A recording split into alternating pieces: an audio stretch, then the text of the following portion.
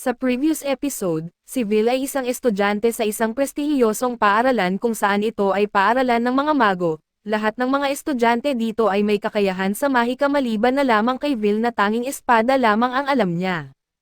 Nakakaranas si Vil ng mga pambubuli dala na rin sa wala siyang kakayahan sa mahika, subalit isang araw ang isa sa kanyang mga bully ay nakarinig na pupunta si Vil sa dungeon para patayin ang isang halimaw at makakuha ng credit. Dahil sa ayaw niyang manatili si Vil sa paaralan ay gumawa siya ng hakbang at maunahan ito. Pumasok sila sa dungeon kasama ang kasamahan niya para patayin ang halimaw, kaso sa kasamaang palad ay mabilis lamang silang tinalo nito at buti na lang ay dumating si Vil sa mismong lugar at niligtas ang bully. Doon ay sinampal siya ng katotohanan dahil sa nakita niya mismo kung gaano kalakas si Vil. At sa pagpapatuloy, sa araw ng Grand Magic Festival ay kitang-kita ang pagkasabik ng lahat na makita kung ano ang kaya gawin ng mga estudyante. Sinabi ng scout mula sa Fire Faction sa kanyang mga tao na maging mapagmasid para sa isang talentado na estudyante, dahil hindi nila masasabi kung sino ang may kakayahang maging isang Mander. Ang unang event ay ang Broadcasted Dragon Races at matagal nang namumuna si Lina laban sa ibang mga kalahok, ngunit hindi lang iyon ang nagaganap na kompetisyon ngayon, dahil ang mga manunood sa karamihan ay sabik na naghihintay sa mga resulta. Marami ring recruiters na naroroon, parehong mula sa loob at labas ng tore at lahat sila ay interesado sa pag-recruit ng pinakamahusay na mga estudyante na mayaalok ng paaralan. Hindi nakakagulat na nanalo si Lina sa Dragon Race sa record time kaya't ang susunod na event ay ang Crown Attack. Mukhang sasali si Xian sa event na ito, at siya ay nasa mabuting kalooban dahil personal na lumapit si Colette upang imbitahan siyang sumali sa kanyang team. Sa wakas ay napagtanto na siguro ni Colette kung gaano kagaling si Xian at nais niyang makipagtrabaho sa kanya kaysa kay Vil. Ngunit nang buksan niya ang pintuan ng training room, nagulat siya na naruroon din si Vil at ipinaliwanag ni Colette na iniimbitahan niya si Xian upang sumali sa isang team kasama siya at si Vil, dahil kailangan ni Vil ng team na may kabuoang bilang ng 21,000 credits upang makalahok sa Crown Attack. Dahil sa mababa ang kanyang credits, ang tanging taong maaari niyang kunin para punan ang huling pwesto ay si Xian. Humingi ng paumanhin si Vil dahil nadamay si Xian sa kanyang mga problema, ngunit hindi nakikita ni Xian ang dahilan kung bakit niya dapat tulungan si Vil sa simula pa lang. Napaisip siya kung bakit bigla na lang gustong sumali ni Vil sa isang mataas na antas na event tulad ng Crown Attack, ngunit habang sumisigaw si Xian kay Vil ay napansin niyang nakatuon ang mga mata ni Vil kay Julius, at naalala ni Xian na si Julius lamang ang pinagtutuunan ni Vil ng pansin. Ipinaliwanag ni Colette na may nangyari sa pagitan nina Julius at Vil, at biglang nagpa siya si Vil na sasali siya sa Crown Attack event at anuman ang mangyari ay galit na galit si Xian dahil binaliwala siya ni Vil. Dahil hindi pa rin niya nalalampasan ang pakiramdam ng pagiging mas mababa nang iligtas siya ni Vil sa dungeon. Habang papalapit na ang susunod na event ay ipinakilala ng commentator na si Mike ang kanyang sarili, at kasama rin niya si Edward bilang co-commentator at bagamat hindi gusto ni Mike ito dahil si Edward ang pinakakinamumuhian na propesor sa paaralan, dahil sa pagiging mahigpit at nakakatakot niya. Sa katunayan ay natatakot si Mike na baka patayin siya ni Edward bago matapos ang festival. Kaso dapat magpatuloy ang palabas kaya't inanunsyo ni Mike ang pangunahing event ng araw at ito ang Crown Attack event, at isang spell ang nakast sa ibabaw ng stadium na nag-transform sa buong lugar bilang isang battle map. Mayroong Volcano Zone, Marshland Zone, Badlands Zone, Plant Zone at Wood Zone at hindi tulad ng ibang mga event, ang Crown Attack ay isang team competition na ginaganap sa pagitan ng 3 kasapi bawat grupo.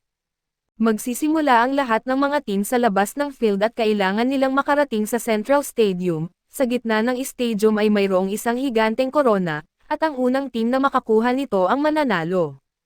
Kaso syempre ay mas madaling sabihin ito kaysa gawin, dahil ang buong playing field ay puno ng iba't ibang uri ng traps at pinapayagan na gamitin ang pinakamabilis na daan patungo sa stadium at pinapayagan din ang paghadlang sa ibang mga team. Sa lahat ng mga event at ito ang tiyak na magiging pinakamabangis na Battle Royale.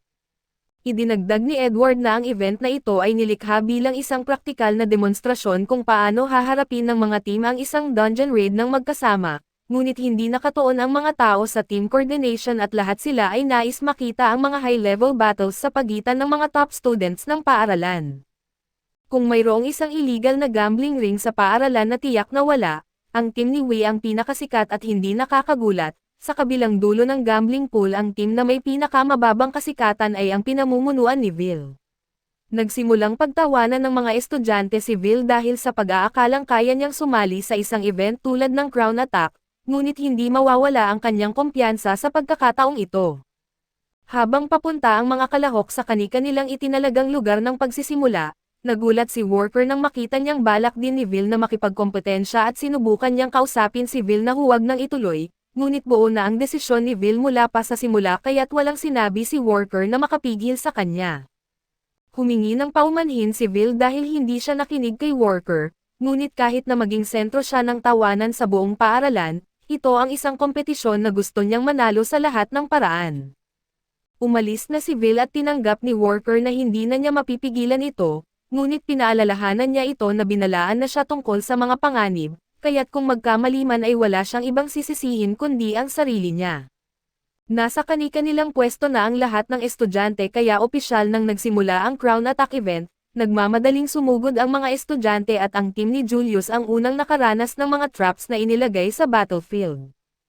Habang papalapit sila ay nag-engage ang mga cube at bumuo ng isang hukbo ng mga golem na humaharang sa daan ni Julius. Sa dami ng mga golem sa isang lugar, ito ay madaling maging isang napakalaking hadlang para sa karamihan ng mga estudyante. Gayunpaman ay patuloy na sumugod si Vil sa buong bilis at hindi nagpakita ng anumang senyales ng pagbagal. Nagsimulang kotsain siya ng mga estudyante dahil sa pagtatangka niyang harapin ang hukbo ng golem kahit na hindi siya marunong gumamit ng magic, at hindi man lang nakatalo ng isang golem sa practice exercise. Patuloy na tumakbo si Vil patungo sa mga golem at bago siya umatake, ay nagbigay siya ng signal kay Colette na nagcast ng spell upang lumikha ng isang magic gauntlet para kay Vil at sa pamamagitan nito, nagawa ni Vil na tuluyang wasakin ang lahat ng golem sa kanyang daraanan. Napanganga ang lahat ng manunood habang nasaksihan nila ang kakayahan ni Vil, ngunit inaasahan na ni Walker ang ganitong pangyayari at hanggat ginagamit ni Vil ang magic gauntlet, kaya niyang magdulot ng malaking pinsala kahit wala siyang espada. Dahil si Colette ang gumawa ng gauntlet ay malamang na technically ay hindi ito labag sa mga patakaran, sa kabila ng lahat ng prediksyon at ilegal na pusta at si Vil ang unang matagumpay na nakalusot sa hukbo ng golem, at ngayon ay patungo na sa korona. Mula nang iligtas siya ni Vil ay paulit-ulit na binabalikan ni Shin ang sandaling iyon sa kanyang isipan, tinuturing niya itong isa sa kanyang pinakamalaking kabiguan at mas pinili pa niyang mamatay kaysa harapin ang ganitong matinding kahihiyan. Iyon ang dahilan kung bakit siya nagsusumikap ng husto upang mapabuti ang kanyang sarili at palakasin ang bawat piraso ng lakas na kaya ng kanyang katawan, ngunit sa kabila ng lahat ng kanyang pagsusumikap, tila nalamangan pa rin siya ni Vil kahit na walang magic sa Crown Attack. Malaking kalamangan na ang nakuha ni Vil at ng kanyang team, at dahil ang layunin ay makarating sa stadium at makuha ang korona ay kailangan ng magmadali ng ibang mga kalahok ang kanilang kilos kung ayaw nilang maiiwanan. Pagdating ni Vil sa Badlands Zone ay nag-activate ang mas maraming traps.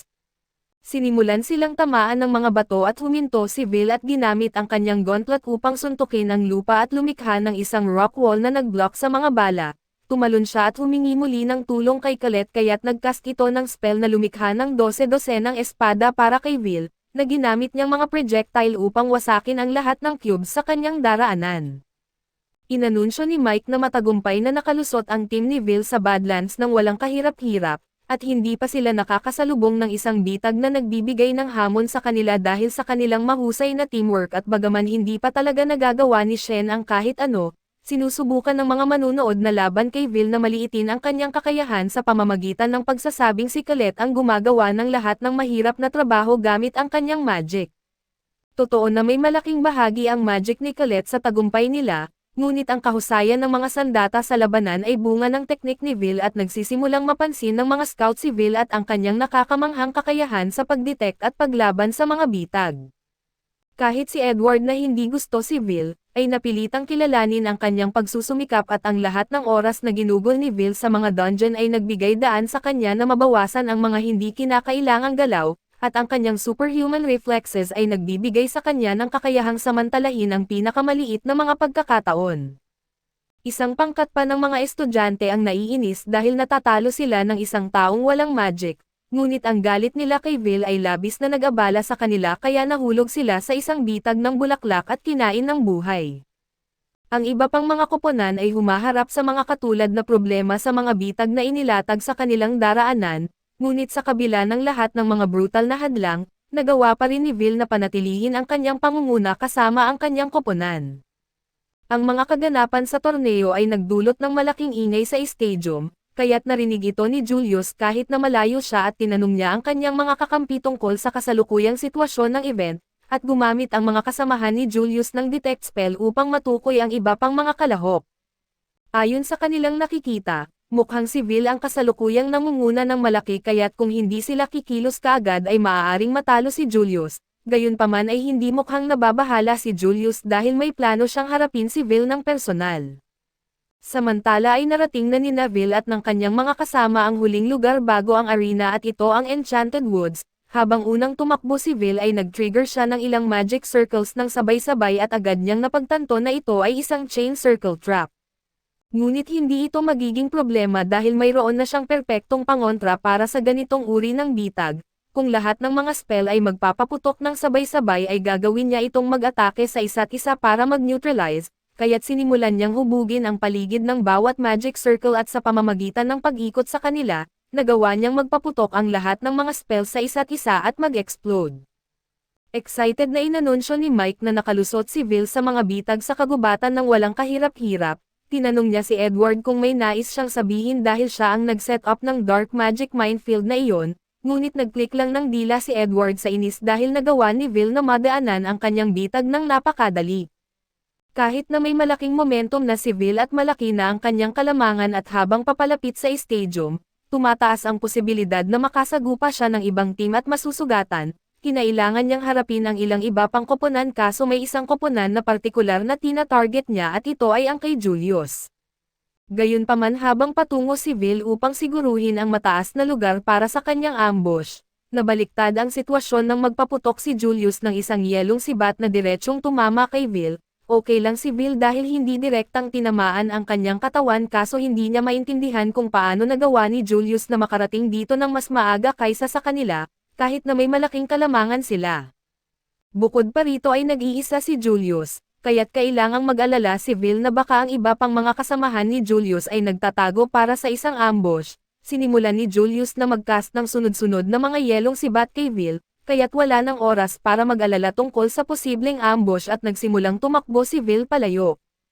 Kailangan niyang magseryoso at harapin si Julius, ngunit mukhang seryoso na rin si Shen habang nagsisimula siyang mag-cast ng isang napakalakas na inferno, kaso mukhang masyadong nakatingin si Shen kay Vil kaya't binalaan ni Colette si Vil na maaaring siya ang tina-target ni Shen.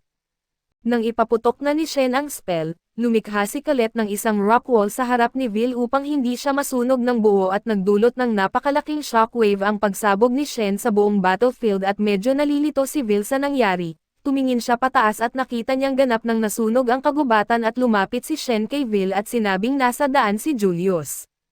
Maaaring napatay rin niya si Julius kaso walang duda sa isipan ni Colette na si Shen ay nagbitaw ng spell na iyon na may layuning patayin si Vil. Tinanong ni Colette kung ano ang iniisip ni Shen pero naniniwala siya na may katwiran siya sa kanyang ginawa. Sumang-ayon siya sa kahilingan ni Colette at sumali sa kanilang koponan upang makalahok si Vil sa event na ito, kaya ngayon nais niyang bayaran ito sa pamamagitan ng isang one-on-one na laban kay Vil at tinanong niya kung bakit bigla na lang nais ni Shen na lumaban at kung bakit kailangan na ngayon pa, subalit hindi na naramdaman ni Shen na kailangang ipaliwanag pa ang sarili at nagpaputok ng isang warning shot kay Vil. Sinubukan ni Colette na makialam at pigilan siya, kaso bago niya magawa iyon ay hinaharangan siya ng isang pader ng yelo mula kay Julius, na kahit papaano ay nagawa pang mabuhay mula sa napakalakas na pagsabog. Nasa panganib si Colette kaya't nais ni Vil na iligtas siya, ngunit hindi papayagan ni Shen si Vil na umalis hanggang sa makakuha siya ng isang maayos na laban mula sa kanya, kaya nagpaputok siya ng ilang fireballs kay Vil na nagpapatalsik ng espada mula sa kanyang kamay. Sinubukan ni Vil na kausapin si Shen upang gawin ito sa ibang pagkakataon, ngunit determinado si Shen na lumaban ngayon kaya't sinabi niya kay Vil na pulutin na ang kanyang espada upang makipagduelo sila at wala nang ibang pagpipilian si Vil kundi ang harapin siya. Kaso dito muna matatapos ang ating recap, salamat sa inyong panonood hanggang sa muli.